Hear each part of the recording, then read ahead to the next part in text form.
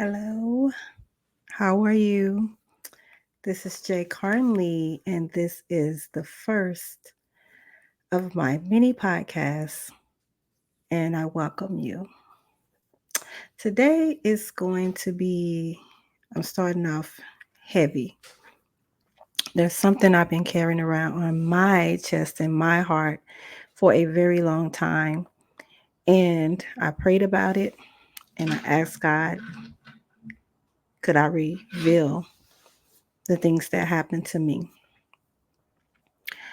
And I have his permission to do so, in hopes that this will help somebody who have gone through what I've gone through and who may have or may be actually in it, or you see the signs in somebody else's life.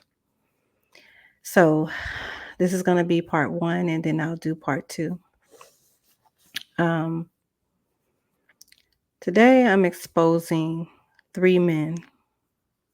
I start off with the lighter of the two, meaning it's a short story. That's the only thing that makes it light. None of it is light.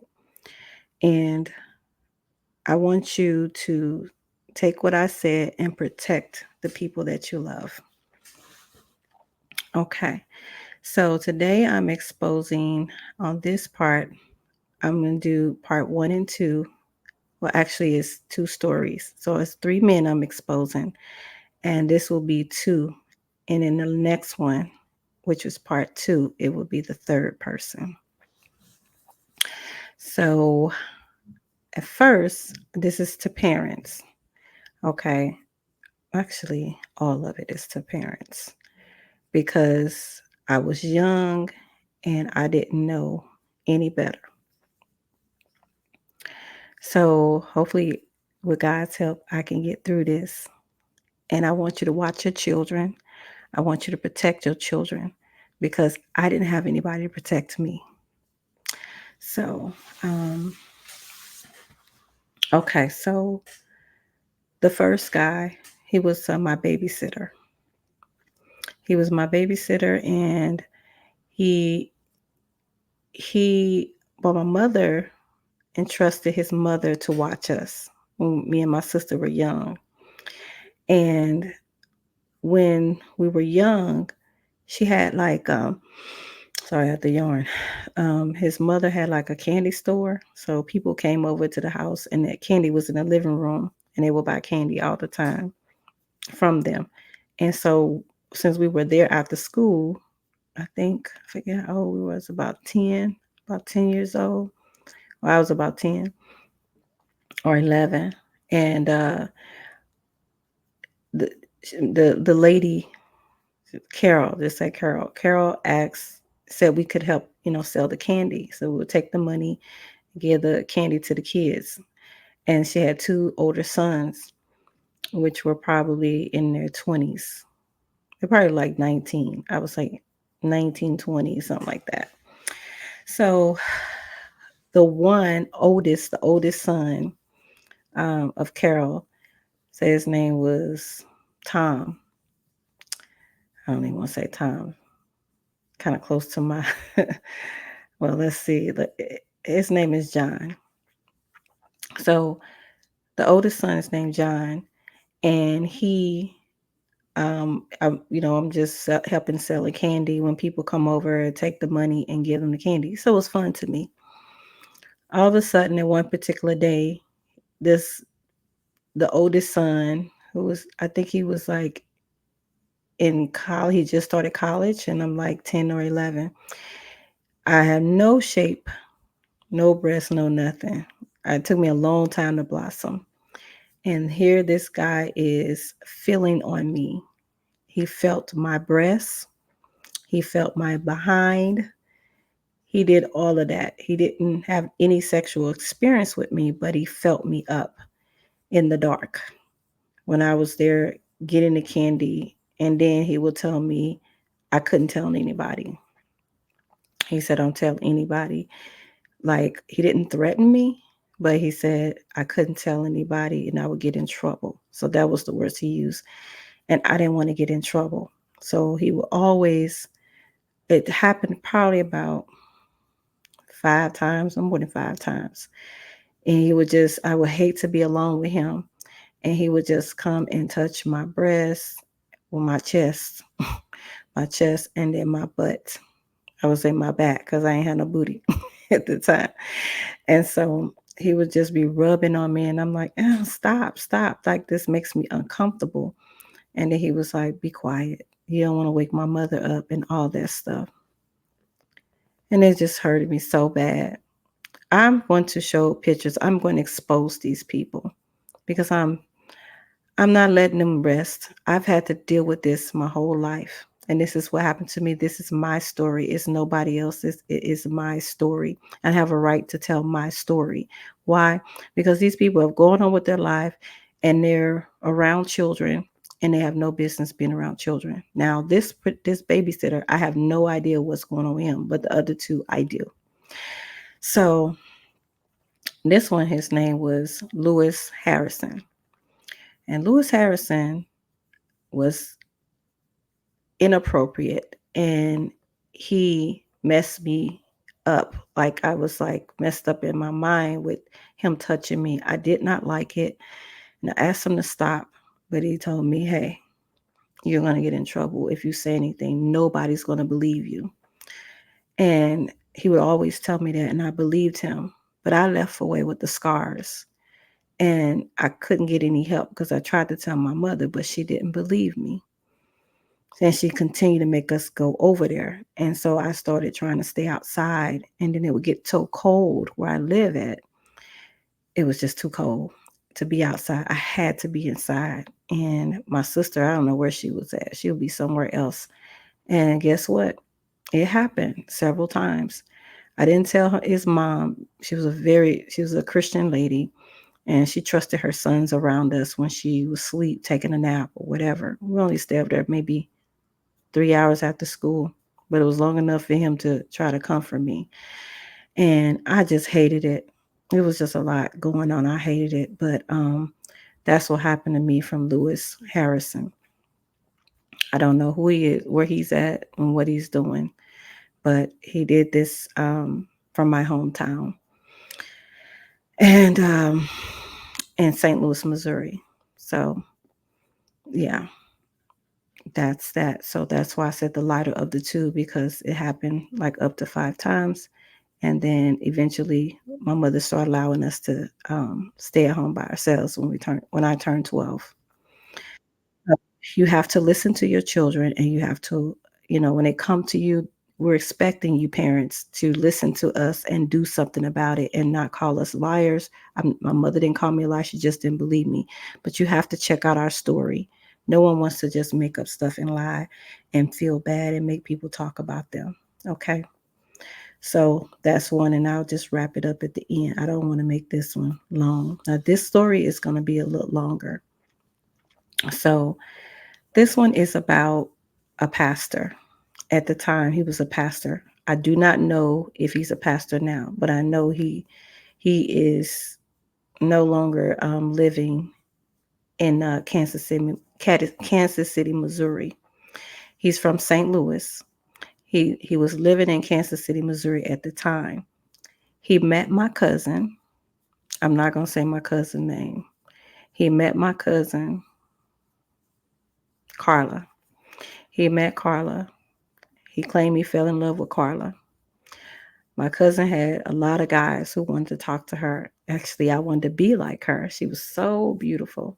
She's a beautiful lady.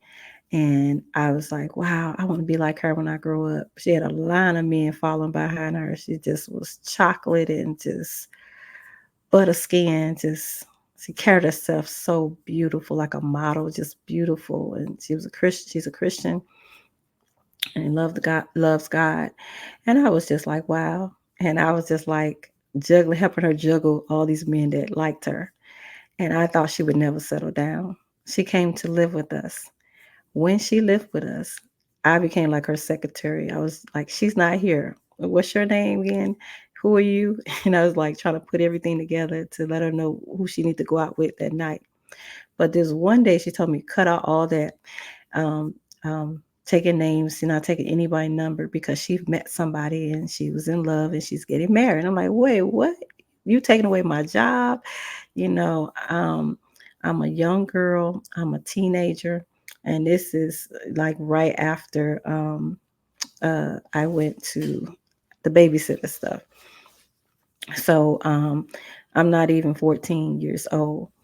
And so now this well, I'll say that was around that age. And I came, so let me tell you this. So what happened was the when she fell in love with this guy, he started coming around who's a preacher and he wanted to start a church. And he was, I guess he said he was called to ministry. I don't know how true that is. But he said not because of what he did, but I don't think he's a man, a pastor or a minister anymore. But anyway, he was with her and he would come over to pick her up and all that stuff. And I'm like, who is this guy that got my cousin stop dating all these guys and just pick him? What is so special about him? And she was just in love. And then next thing you know, she just met him and now she's getting married. So very quick. I don't know. I can't tell you. It didn't seem like it was weeks, but she was ready to get married. So one particular day he came to take us out, me and my mom and my sister and family members. And I think we're going to the zoo or somewhere. I don't know. But I had on these shorts. And so, I'm skinny. So I had long legs and stuff. But anyway, so we were getting in the car. And I felt like he felt me on my booty. And I was like, that's strange. Like, did he just touch me? So I'm young, so I'm like, I felt like he just touched me. But I was like, maybe his hand just dropped. Okay, that's what happened. Well, same thing. I was telling my sister one time, and she told me the same thing that he touched her. She felt like, oh, he touched her on her booty or something when we were getting in the car. I don't know if it was coming or going, but she said something like that similar happened to her. Well, I'm not here to tell her story, I'm here to tell mine. Well, I felt him touch my booty again. I don't know if I was getting out the car to come back or whatever, but I'm like, what a coincidence that this man touched. He like his hand dropped in the area of my butt twice. Like that didn't make sense. So I'm like, this is crazy. I don't know. I can't accuse him of this. What if it was a mistake? It's just a crazy coincidence that he dropped his hand. So I'm like, oh God. So I don't know. I didn't know how to deal with it. And my cousin is in love. She's in love with this man. So I didn't want to ruin her marriage and her the high on the cloud thing she had going on. Well, she gets married and we all go to the wedding and stuff. And wait, was I at the wedding? I don't remember. But she got married really quick. When she got married, she was looking for a babysitter because they end up having 2 kids. So they stayed in St. Louis for a while. Um, when they, she had she had a baby, and she had I think the daughter was like 2 years old. The boy was like a baby. He was in Pampers, and she had a daughter like 2 years old. And she was like, "Well, I'm moving to Kansas City, I guess Missouri, or I don't know if it's Kansas City, Kansas. I'm not sure, but she's like, I'm moving. We are moving, and we don't know anybody there, but he's gonna, be a pastor and start pastoring the church out there." So I'm like, okay, that's cool. So they couldn't find anybody to watch the children that they would trust because they're in a new state. So they're like, hey, she's a teenager. She can actually keep, the 2 kids, which are like, he might have been like, oh God, the baby might have been like 8 months or something. I'm not sure. Almost a year old, and the other one's like 2 or something like that, the boy. So it was like this, and this will be the only story after this, and then I'll share the other one. on part two, for the part two podcast. So when she went there, she's like, "Can you come?" And they sent for me, and I went. I get to Kansas City, and my cousin, I forget what she did. She got a job somewhere, and then the pastor, who was her now husband, and they have two kids. He was a painter at a complex where they lived. So they lived at some kind of apartment complex, and he was like the painter maintenance guy or whatever. So he pretty much worked from home because he can come home anytime he want because he worked, you know, in the complex. So I'm there, and I'm like, okay, I'm here to help out, to babysit and all this stuff. And I'm just like, okay, I'm nervous, but I'm excited. I'm like, wow, I've never been to Kansas City. So I'm excited for the experience and all that stuff. So while I'm there, it's like I feel lonely, I feel sad, I feel like I don't know, I feel like something is a little off, but I didn't know what it was. And for some reason, as nice as he was to us, me and my sister and other family members, I was like, I felt kind of funny around him. And again, I chalked up to the feeling, to like he just dropped his hand twice. And I'm young in my mind, and I didn't want to believe that he was really trying for me. Look, I don't even have a body. So it's like that. I know that's a mistake. My cousin is built, she's beautiful. So there's no reason for him to even look my way. So I never said anything to her or my mom. So I just kept it to myself. So I told my sister years, while we're adults later. And she's like, I know the same thing happened to me. So that's as far as that go. Well, I'm in Kansas City, and then he comes home every day at lunch. I don't even think I was there maybe 4 days. I think I was there maybe 4 or 5 days.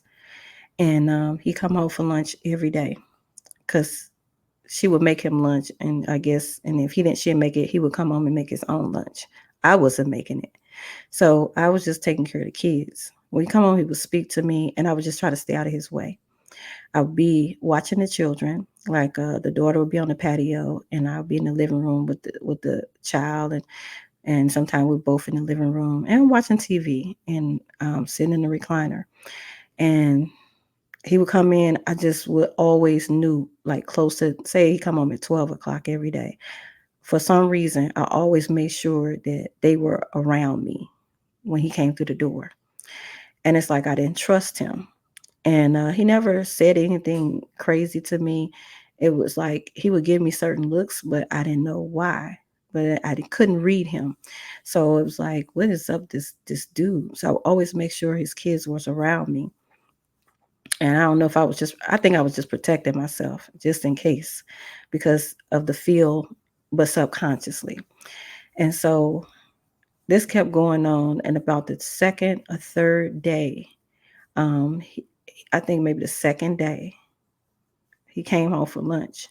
He was just like, "Hey, how you doing?" and whatever, and something. He was making small talk, and I'm like, "Can you just get your lunch and go back out the door and go across the street and make work on somebody's apartment?" I was not trying to talk to this dude, but he's steady trying to have a conversation with me. I'm like, yeah, yeah, well, whatever. Okay, well, that's good. I hope you have a good day, whatever. And I'm just trying to be all in the TV or pay attention to play with the kids and everything else. And that actually made him mad. That made him mad that I was playing with the children and not paying him no attention. I don't know why, but it just validated all the reason. Every time 12 o'clock, I hate it. Like within minutes, 15 minutes before, I'm like, dog, he finna come home. I don't know what's getting ready to go down, but I had an eerie feeling with him. Again, he never said anything to me, but the day before, he's doing small talk. So now, try to wrap this up, he's talking to me. He comes to the door. His daughter is outside the patio, and I'm facing it in the patio in the recliner, and his son is like crawling on the floor. He's crawling. So I don't know how old he is, but because it was so long ago, but he's crawling on the floor, and I'm like, okay. hey, baby. And I tried to pick him up and play with him. And then he was just like, hey, he started some small talk again. I'm just like, dude, I just wish he would leave me alone. And he keeps talking and he was like, what are you doing? Like I said, I wanted to say, like, what does it look like I'm doing? So he's like, put the baby, down. And I'm like, why? Put him down for what? And he's just like, just put him down and all this other stuff. And I'm going to paraphrase what he said. This is not verbatim because, again, it was a long time ago, but I understood the assignment. So he was like, put the baby down. And I didn't want to. And then he pretty much just like took the baby down, put him out of my hand. I'm like, what are you doing? And he started trying to caress me, you know, trying to kiss me, trying to rip my clothes off. I said, hey, what are you doing? Are you kidding me? Don't touch me. And he just kept trying to pull on me and everything. I was like, you're doing this in front of your son? Do you know what this is going to do your son? So I'm throwing his son in it. I said, you know what's going to do with your son? He didn't care. He was like, shut up. Just shut up. I don't want to hear you say anything else. And he constantly took him. And I'm so little. So I'm helpless. I don't know what to do. And I just want to say, I thank God that my mother brought me to church because I didn't know much, but I knew a little and I knew something that did work. And so the daughter is out there on the patio. She doesn't know what's going on. She has her back turned, and I'm trying to get her attention. I want her to come in because she can talk. So I want her to come in to stop him, but I can't because I'm so busy fighting him. It ends up him picking me up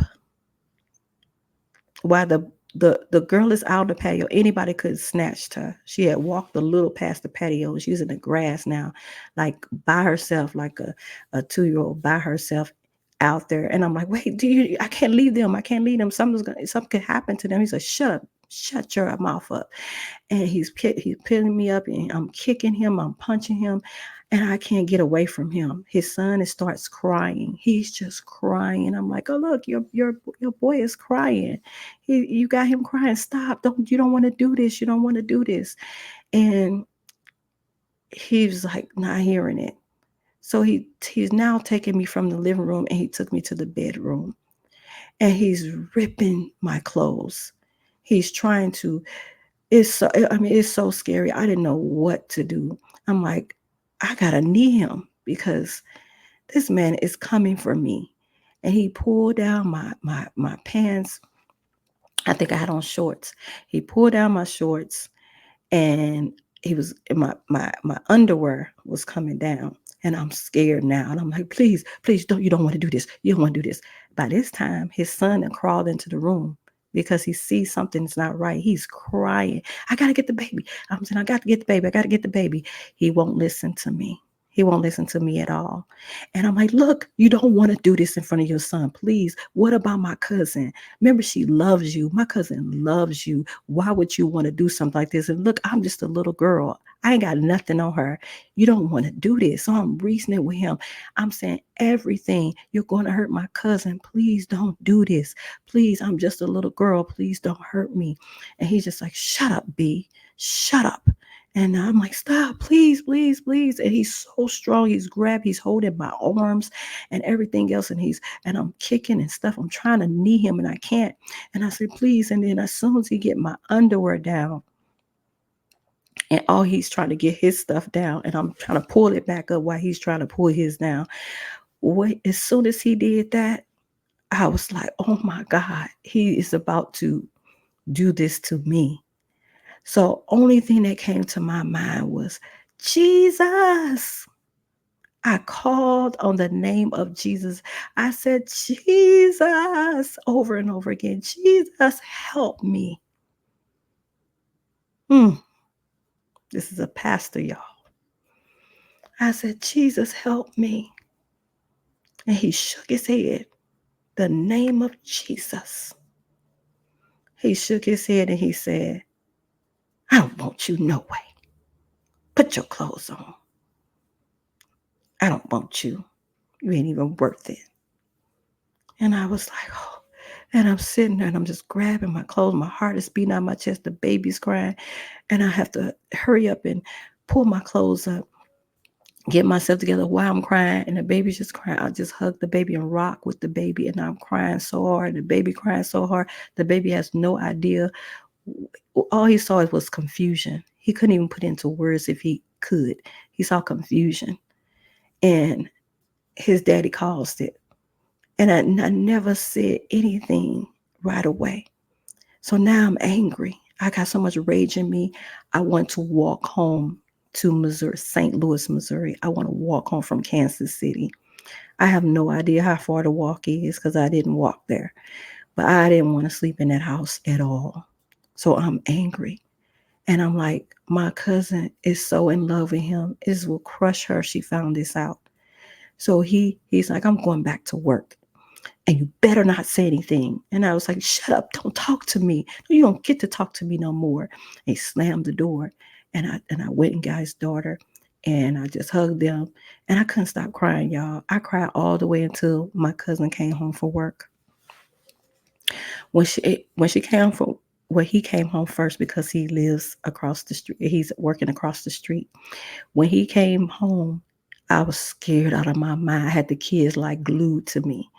And he looked at me and he was like, listen, I'm finna say my cousin's name. Josephine is on her way home. We need to fix our story. I said, we need to fix our story. No, you need to fix your story. You got me messed up. He was like, we need to fix our story. What are you going to tell Josephine? I said, I don't know. I'm not sure. He said, you going to tell her? I said, I'm not sure what I'm going to do, but she needs to know what you did today. And he was like, you better not tell Josephine. I was like, I can tell whatever I want. You don't get to tell me what I can't do. You were wrong. You wronged me. He tells me, you better not tell her. He threatens me that he's going to hurt me. He didn't say he's going to kill me. He said he's going to hurt me very badly. And I was terrified, but I didn't know what to do. Do I tell? Do I keep it to myself or whatever? Sorry about the lighting, y'all. My light went out. I need to charge it again. So I was like, do I tell or whatever? And I didn't know what to do. Well, she comes through the door, and we're sitting at the table, all of us, the kids and my cousin, who I love dearly, Josephine, and him. And he's sitting at the head, she's sitting at the head, and it was like a square table, and I'm sitting on the side, and then the kids are sitting together across from me. So I barely have an appetite. So the food, she had cooked some food, and she's like, hey, dinner is ready. And I'm like, I'm not hungry. She said, you have to eat something. I was like, I'm really not hungry. I don't want to eat anything. So she forced me to come out to eat. She was like, no, you got to eat something. So I come to the table, I'm just looking at the food. I don't know if it smells good. I can't remember nothing. Like, I'm in a daze. I don't know if I'm coming or going. And I'm sitting, and he's sitting at the head, and we're all just eating. And then while we're eating, it could have been an oval table, but they were at the edges. And so while we're all eating, as she looked down to pick up her fork, he would look at me. He said, you better not tell. You understand me? You better not. Shut your mouth. And he was saying all this to me. And I was getting angry and angry. And I just told her, I just jumped up and said, I gotta go. She said, how was your day? I was like, I gotta go. She's like, where are you going? What is wrong with you? She didn't know what was wrong with me. Like, when she left, I was, the other day I was in a good mood. She was like, what is going on? You've been acting real moody. I said, I can't talk about it. I don't want to talk about it. Can I be excused and go to my room? She said, sure. But you're going to have to talk to me. And I'm like, I don't know. So, because I don't know what the threat was about and what's going to happen to me. How do I even tell my mother? So next thing I knew, I went to my room, and then she tried to come and talk to me. And I said, I don't have nothing to say. Can I just go to bed? So I washed up and I went to bed. The next day, I'm like, Lord, I don't want to be here no more. I think I'm going to pack my bags, and I'm just going to walk until I get to St. Louis. I don't care if I get kidnapped or somebody hurt me, because it's better than living in fear. So I ended up calling when he left and went to work. They left around the same time. So I had the kids, and I'm trying to think. I ended up calling my auntie. She was like my favorite auntie. She made things easy. She made things happen. And I call her and then I tell her, don't tell my mother, don't tell anybody. And when you tell her that, she gonna tell. And I was hoping she did. And I said, please do not tell anybody. Like, I don't know how to break this out. I don't want to ruin my cousin's marriage, but I have to talk to somebody because I feel like I'm gonna explode. So I call her and I said, hey, Auntie, Aunt Jackie. Hey, Aunt Jackie, I'm in trouble. Can you get me a ticket to come home? Because I'm scared. I did pack my bag and I walked out the door and left the kids in the house. I did do that. I walked probably to the corner and then I came back because I couldn't leave them by themselves. But I was scared up for 12 o'clock. I think he came on at 12 or 12:30. I was scared. I didn't know if he was going to succeed that day. So I was like, please come get me. Please, please don't just get me today. And it's like it's like 2 minutes away. I was like, please come get me today. She said, oh, just don't do nothing. I'll just hold on. You know, I'm to the rescue. Let me see what I can do. She went and called everybody. She can call in my family, my mother, like everybody found out. And they all gossiping about me. Now I love my auntie, but she wasn't right about that. She shouldn't have did that, but she did. And I don't know this at the time. I'm just like, God, help me. Because I don't know how to deal with this. If she can't get me out of this, I don't know how I'm going to get out of this. And so she told me, just sit tight. I'm working on something. We're going to get you home in a few days. And I'm like, a few days? I don't know if I can last a few days. I'm scared of this man. He's a grown man trying to sleep with me. And she's like, just be cool. Now everybody know but my cousin. So it's time for him to come for lunch. He comes home from lunch and he's like, hey. And I'm like, I don't even look at him. I don't say nothing to him. I'm acting like he a ghost. And I'm steady watching TV and I got the kids. I got the one on my lap, one in my feet. Don't leave. Like my foot is around the daughter. And he's like, I'm talking to you. And I just keep ignoring him. And he's like, I said, I'm talking to you. He gets louder and louder. And I'm like, this ignorant man. And he said, I said, I'm talking to you, you little bee. And he got my attention. Then I turned around and said, who are you calling? And I said what he said. He said, I'm talking to you. He said, when I'm trying to talk to you, listen to what I have to say. I said, you can't talk to me. You can't say nothing to me. He said, what are you going to do about what happened? I said, don't ask me that. I said, it's none of your business. I said, you're lucky I didn't tell her yesterday. And he said, listen, I told you don't say anything. It's for your own safety and your own good. I don't know what he was going to do. He never told me he was going to do. And he said, we need to talk. I said, I don't have anything to say. You say, please just come over here and talk and listen to me. I said, no. And I was in the living room. He was, I think, in the dining room I think he was in the dining room. And I came in there and I sat with the kids and we're talking. And he's like, listen, I ain't mean to try that all on you. I guess God was convicting him. And he was like, so it should be okay. Like you just act like it didn't happen. I'm like, what? You just like almost raped me. You was holding on to me. I mean, it was gripping me so on my arm so tight. I mean, just pulling down my underwear. It was just a mess. And he telling me, he said, if you say anything, I'm going to smack you. You understand me? You little bee. He just kept calling me a bee. And I was like, what kind of man? I didn't know it was man of God. It wasn't out yet.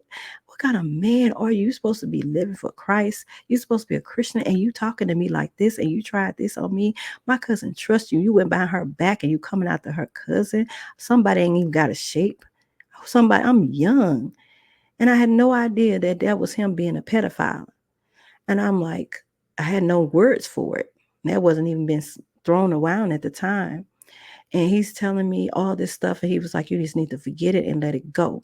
Now, I'm just going to, we're going to act like this never happened. And you are not going to say anything. You understood. And I was like, who are you talking to? You don't get to talk to me like that. He said, I said understood. So he keeps going on yelling at me. And I said, we done? He was like, yeah, we done. So I ain't mean to. So you just act like it didn't happen. So My cousin's like, we need to talk. I was like, no, I don't want to talk. I said, I'm ready to leave. I said, I can't stay. She's like, why not? I need a babysitter. I don't have nobody. You haven't been here long. And I was like, I just have to go. I'm homesick. So that's what I told her. And I said, I'm packing my stuff up. My auntie, she found a way for me to go home. I don't know if I caught a bus. I'm not sure. But I got her there in a couple days. And she was like, well, what am I going to do for a baby? I said, I don't know, but I'm deuces. I'm out of here. And so I never told her. So fast forward a few, I think I get home, my mother knows, and everybody else know. And nobody's saying nothing to me. They all just staring at me, looking at me like I'm a speck.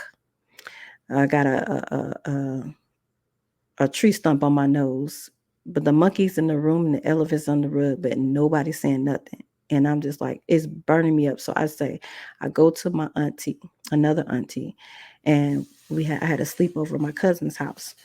And his wife was in town, and his wife came to town. They were like, this is like a year later or so.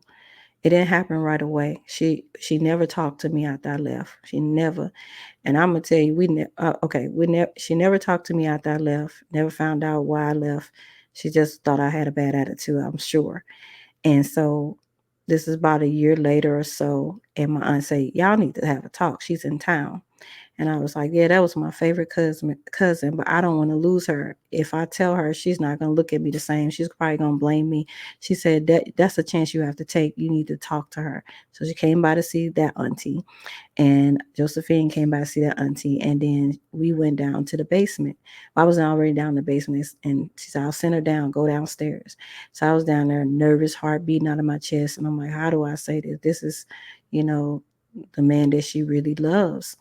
And then when she came down the steps, she was like, hey, I'm hearing some stuff like somebody told me something happened, blah, blah, blah. So I told her everything that happened between us and almost happened. And she was like, I don't believe it. I don't believe it. That was her words. I don't believe it. And I'm like, see, I knew she didn't believe it. So I think in her mind, she thought I probably came on to him because she loved him so much. And she's looking at my body like, you a little girl. Why would he do that? I'm a whole grown woman and I'm beautiful. So she's like, I don't believe it. I was like, so you don't believe me? And she was like, I don't know what to believe. But I don't know. She was distorted. So we're just looking at each other. And I'm like, well, that's what happened. And then she never apologized to me. She never hugged me. She never said anything to me. She just walked away. And I never, to this day, talked to her again. We have not had one conversation since that day. And do you not know how that made me feel? We're all Christians. And you're teaching me as a little girl how to love and how to respond to things. But she didn't believe me. And I went to my mom and I told her, and she said, I don't believe it. And she didn't believe me. So the only person who believed me was my auntie, messy auntie. And she didn't do anything about it, but just put it out there. I don't think that she was trying to hurt me, but it was juicy, I guess. She liked telling stuff. So nothing was done about it. So I'm left feeling dirty and feeling like it was my fault. The marriage ended up being dissolving and not going anywhere. He left. He said he got up one day in the pulpit and he said, I'm quitting the church and I'm getting an earring put in my ear. And I'm going to be with another woman. This is what I was told that he did in the pulpit. She found out that Sunday morning with the church. It was a horrible thing. And the whole church crying. They said the church was crying, and my cousin, she was left dry with nothing. He took everything and married the woman. I thought that marriage was going to fall apart. But I hear to this day he's still married to her. He living his best life from what I hear. But I wanted to share with you the men that I trusted. And it took a faith journey to even deal with what I had to deal with. And this is the man. I don't know if you can see him. Let's see. This is the man that did this to me. Kevin T. Conway. He has a name. This is him. And I never spoke to him again after I left. Never spoke to him again. And he's living his best life. These people have been around children. And I don't know if I was the only one. If he did that to me as a little girl, what did he do to people that probably was in his church? I don't know. What did he do to people that was around the neighborhood, the kids around there? I didn't know he was called a pedophile. I didn't know somebody of his age attracted to kids is a pedophile. Be careful. Be careful. I'm sorry. Be careful who you let around your children. Be careful who ministers to them, who has influence in their life, and listen to your children.